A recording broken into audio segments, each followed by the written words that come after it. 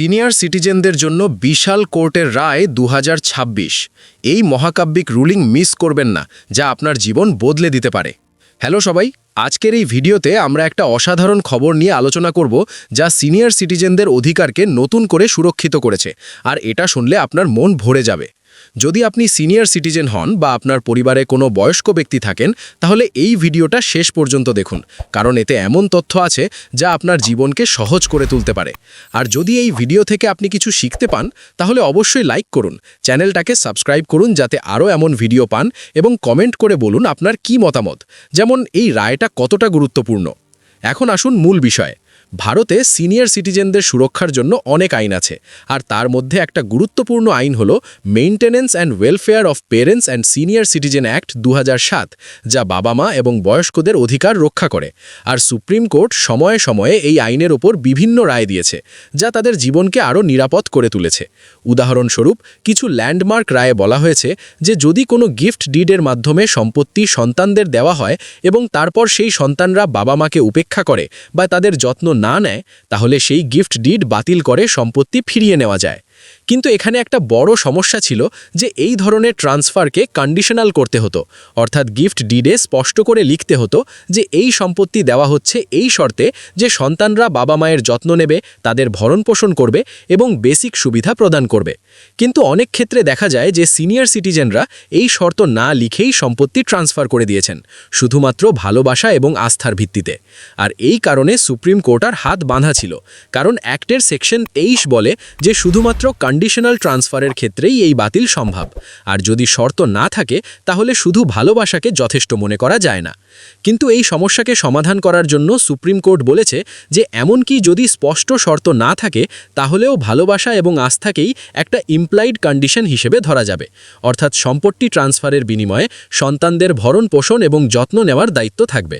কিন্তু এখানে একটা নতুন মোড় এসেছে কর্ণাটক হাইকোর্টের একটা রায় থেকে, যেখানে তারা বলেছে যে ইমপ্লাইড শর্তের ভিত্তিতেই গিফট ডিড বাতিল করা যায়, এমনকি যদি স্পষ্ট লিখিত শর্ত না থাকে।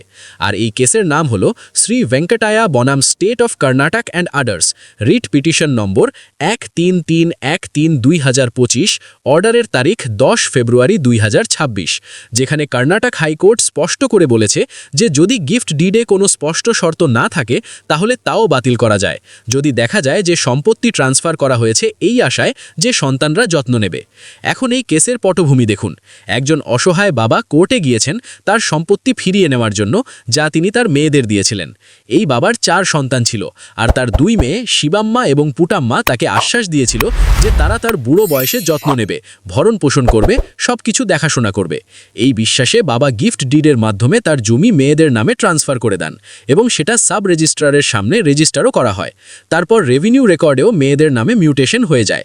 কিন্তু কিছুদিন পরেই মেয়েরা তাদের বাবাকে উপেক্ষা করতে শুরু করে, তার যত্ন নেয় না, এমনকি বাসস্থান এবং বেসিক চাহিদা প্রদান করতে অস্বীকার করে। তখন এই সিনিয়র সিটিজেন বাবা maintenance and welfare of parents and senior citizen act 2007-এর সেকশন 23 সাবসেকশন 1-এর অধীনে একটা কেস ফাইল করেন, যাতে তিনি গিফট ডিড বাতিল করার দাবি করেন।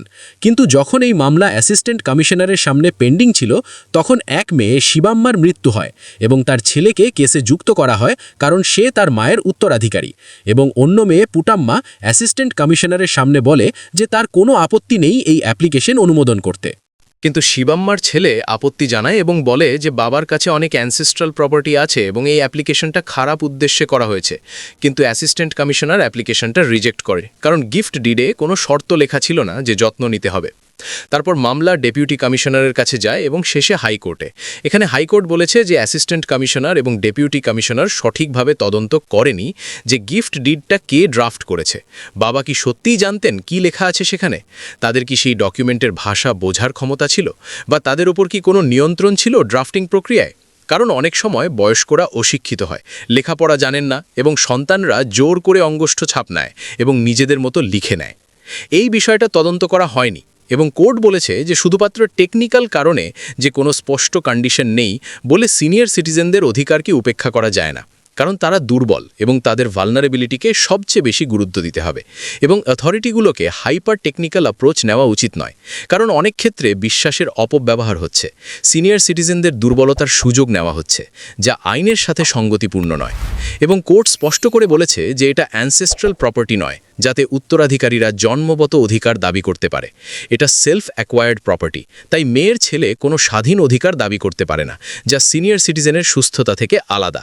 অর্থাৎ এমনকি যদি গিফট ডিডে কোনো স্পষ্ট শর্ত না থাকে, তাহলে তাও বাতিল করা যায়। এবং শেষে কোর্ট সেকশন 23 এর অধীনে অ্যাপ্লিকেশন অনুমোদন করে গিফট ডিড বাতিল করে। তাই সারাংশে বলা যায় যে যদি গিফট ডিডে কোনো স্পষ্ট শর্ত না থাকে, তাহলে তাও আপনি বাতিল করতে পারেন যদি বিশ্বাসের অপব্যবহার হয়েছে। আর এই রায়টা সিনিয়র সিটিজেনদের জন্য একটা বড় জয়, কারণ এটা তাদের অধিকারকে আরও শক্তিশালী করে। এখন আমরা আরও বিস্তারিতভাবে দেখব কিভাবে এই আইন কাজ করে। উদাহরণস্বরূপ, এই অ্যাক্টের উদ্দেশ্য হল বয়স্কদের ভরণপোষণ নিশ্চিত করা, এবং যদি সন্তানরা যত্ন না নেয় তাহলে তারা জরিমানা বা জেলের মুখোমুখি হতে পারে। এছাড়া অনেক কেসে দেখা যায় যে বয়স্করা সম্পত্তি দিয়ে দেন এবং পরে অসহায় হয়ে পড়েন, তাই এই রায়টা তাদের জন্য আশার আলো। এখন আমরা অন্যান্য রায়গুলো নিয়ে আলোচনা করব, যেমন সুপ্রিম কোর্টের পূর্ববর্তী রায়, যেখানে বলা হয়েছে যে ভালোবাসা ইমপ্লাইড কন্ডিশন, কিন্তু এই কর্ণাটকের রায়টা সেটাকে আরও প্রসারিত করেছে। এখন ধরুন আপনি একজন সিনিয়র সিটিজেন, আপনার কি করা উচিত? প্রথমে, যদি সম্পত্তি ট্রান্সফার করেন তাহলে শর্ত লিখে রাখুন, কিন্তু যদি না করেন তাহলে এই রায়ের ভিত্তিতে আপনি এখনও অধিকার দাবি করতে পারেন। এছাড়া এই অ্যাক্টের অধীনে আপনি মেইনটেনেন্স ট্রাইব্যুনালে যেতে পারেন, যা দ্রুত নিষ্পত্তি করে এবং সেখানে আপনার অভিযোগ শোনা হবে।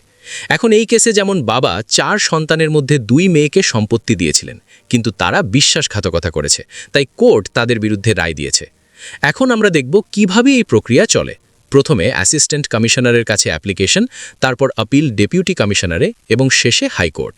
এবং হাইকোর্ট বলেছে যে তদন্ত সঠিকভাবে করতে হবে, যেমন ডিডটা কে লিখেছে, বাবা কি বুঝতে পেরেছিলেন, এবং এটা খুব গুরুত্বপূর্ণ কারণ অনেক বয়স্করা প্রতারিত হন।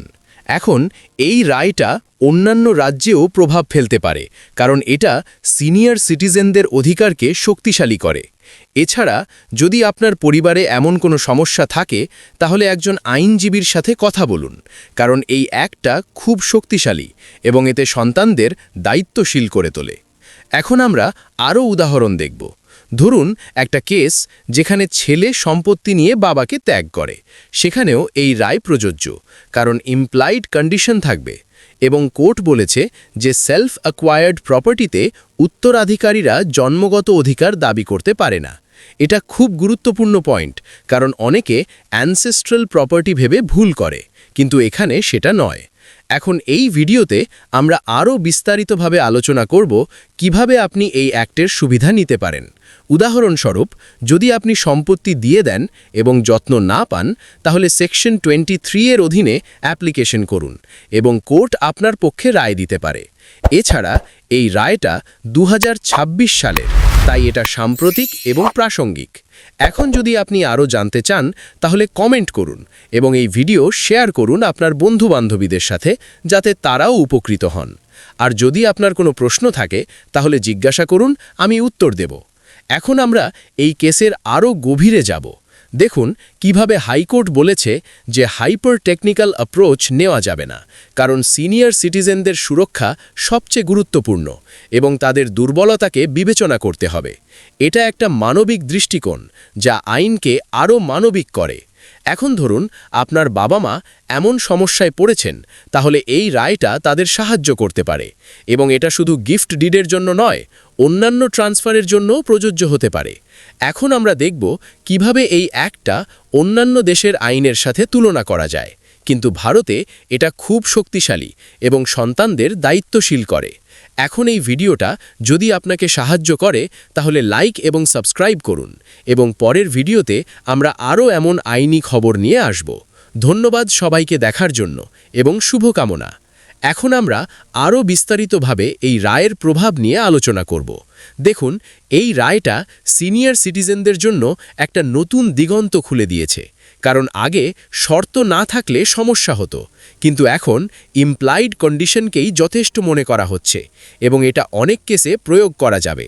উদাহরণস্বরূপ, যদি কোনো বাবা তার ছেলেকে সম্পত্তি দেন এবং ছেলে তাকে নির্যাতন করে, তাহলে এই রায়ের ভিত্তিতে সম্পত্তি ফিরিয়ে নেওয়া যায় এছাড়া এই অ্যাক্টটা 2007 সালের, কিন্তু সময়ের সাথে সাথে এর ব্যাখ্যা পরিবর্তিত হচ্ছে এবং কোর্টগুলো আরও লিবারেল হচ্ছে সিনিয়র সিটিজেনদের প্রতি।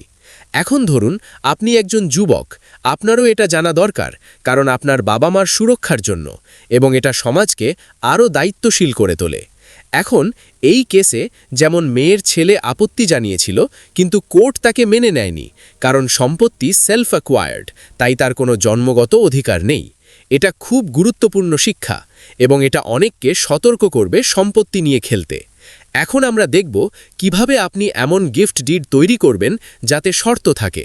উদাহরণস্বরূপ লিখুন যে এই ট্রান্সফারের বিনিময়ে যত্ন নিতে হবে, ভরণপোষণ করতে হবে, এবং যদি না করা হয় তাহলে বাতিল হবে। এটা আপনাকে সুরক্ষিত রাখবে, কিন্তু যদি না করেন তাহলে এই রায়টা সাহায্য করবে।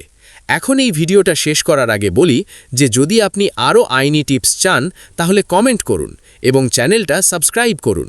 ধন্যবাদ।